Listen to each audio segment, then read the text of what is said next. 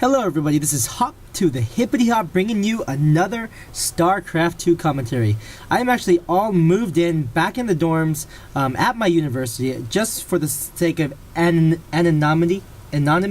Don't know really how to say it, but just for the sake of that, I'm not going to say which college I'm at, but I am back in the dorms and it feels great. My friend here actually lending me his headset, so I don't know if you guys can notice, but my sound quality is going to be a little bit better. So let's see here, we actually have a very high level Korean game, and as you can see here, it looks like it's TSU Kwailjansu, which means it's Fruitdrealer, TS Fruitdrealer against sSJ or sSsJun, and it's going to be a Zerg vs Zerg on Metalopolis. It looks like they are going to be spawning on cross positions. Overlords will be flying across to see that. And let's just take a look at their APM. My God, it's so high. Actually, Fruitdrealer not really clicking hard enough apparently. But Jun is actually doing a pretty good job keeping his APM high, keeping his focus high. So a lot of people actually ask me, what is a good APM to be at? And apparently a lot of pro players are around 100-ish, 100 to 110-ish. I know that actually Duckload Raw has that kind of an APM, so that you have to have it fairly high.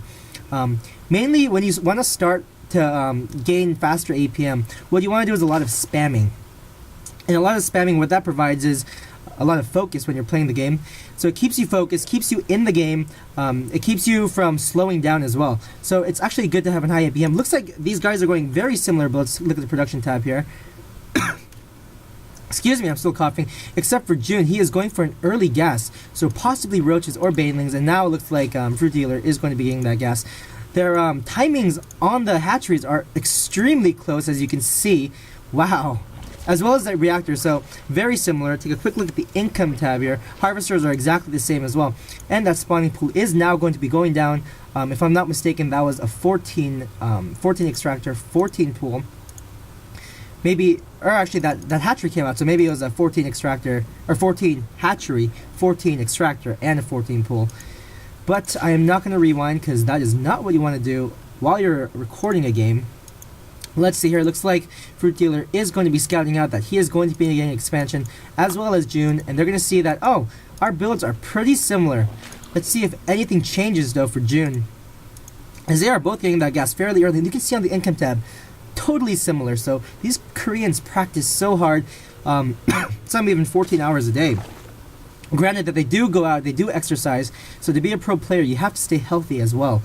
Let's take a quick look at the production tab here. Looks like metabolic boost is going to be going up for Jun. I don't know if oh, there he goes. Fruitdrealer is now getting that metabolic boost. So for those of you who don't know, Fruitdrealer is one of the top players in Korea right now. He actually won one of the GSL tournaments, where you win something like 800,000 won, which translates into something like maybe 300,000. I'm not too sure of how that international trade all works, but you win a lot of money for winning these tournaments, and it's not easy. There's a lot of top players there, not just from Korea, all around the world.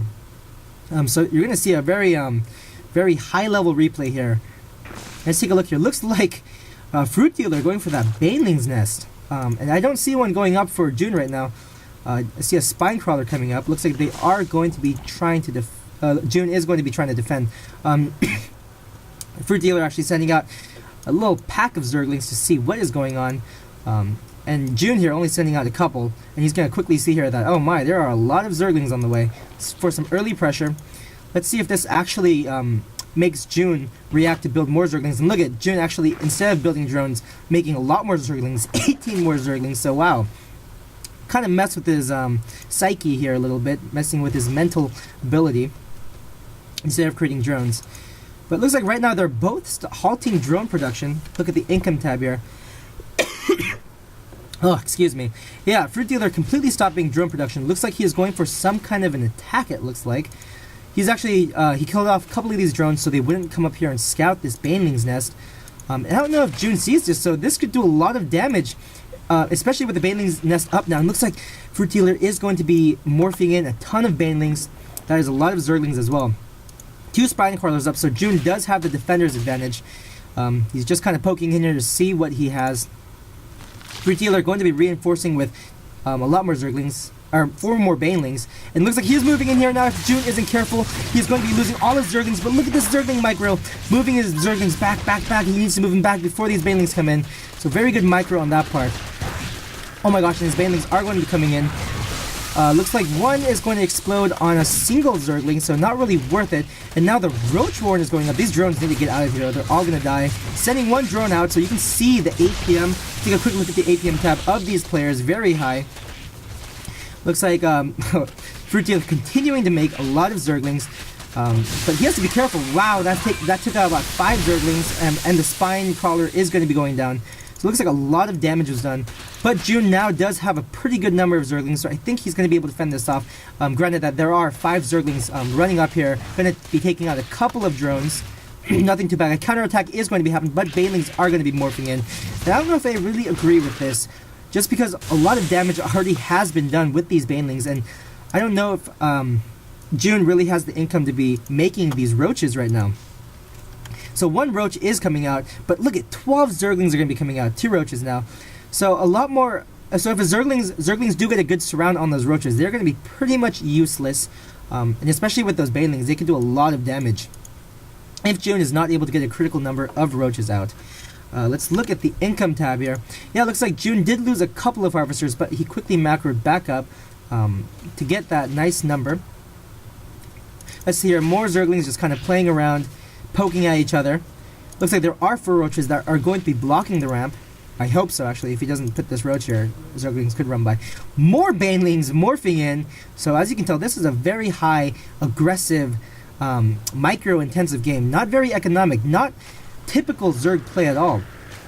These Banelings are now going to be moving in, but they're not going to be very effective to the roaches. They should be going for the Zerglings. And, oh my gosh, one Baneling taking out at least 10 Zerglings.